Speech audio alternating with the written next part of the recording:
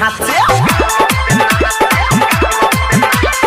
आई लबिया बंगाल से नाचे लागे तुरंत है चौकी रे अरे आई लबिया बंगाल से नाचे लागे तुरंत है चौकी रे ऑर्केस्ट्रा में मारो करा दिहल होई पूजावा के मौसी रे ऑर्केस्ट्रा में मारो करा दिहल होई पूजावा के मौसी रे अरे आई लिबिया बंगाल से नाचे लागे तुरंत ही चौकी रे आई लिबिया बंगाल से नाचे लागे तुरंत ही चौकी रे ऑर्केस्ट्रा में मार करवा दिहल होई पूजावा के मौसी रे ऑर्केस्ट्रा में मार करवा दिहल होई निहावा के मौसी रे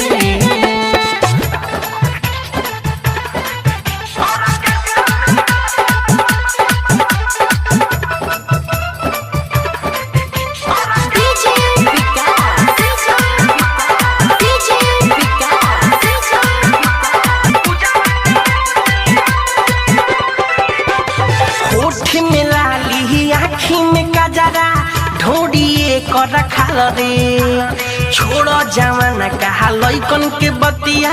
बुढ़ावो कहेला माल रे अरे ओठ में लाली आँख में कजरा ढोरिए कर खाल रे छोड़ो जवाना कहा लइकन के बतिया बुढ़ावो कहेले माल रे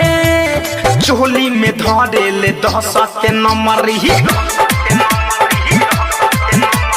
चोली में धरेले 10 की नंबरी नचतिया छौकी रे अरे चोली में धरेले 10 की नंबरी नचतिया छौकी रे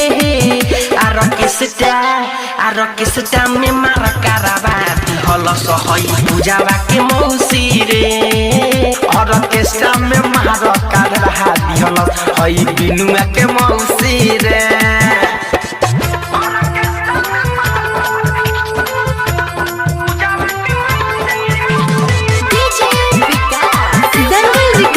स्टूडियो नोनोरा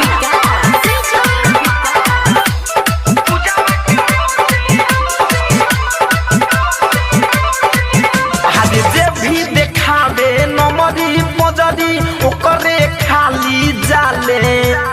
तारा बेशरम भइल बिया नाही तनक बुझाले जे भी देखावे नमरी पजरी ओकरे खाली जाले बारा बेशरम भइल बिया नाही तनी खोला जाले राइटर दिनेश संग धीरज दीवाना किया दे आदित्य दिनेश संग धीरज दीवाना धनंजय देखे छौकी रे अरे डीजे महेश संग धीरज दीवाना मिठू मार संग देखी छौकी रे ऑर्केस्ट्रा में मार करा दिहल होई भतीजावा के मौसी रे ऑर्केस्ट्रा में मार करा दिहल होई पूजावा के मौसी रे आइले बिया बंगाली से नाचे लागे तुरंत ही चौकी रे अरे आई लबिया बंगाल से नाचे लागे तुरंत ये चौकी रे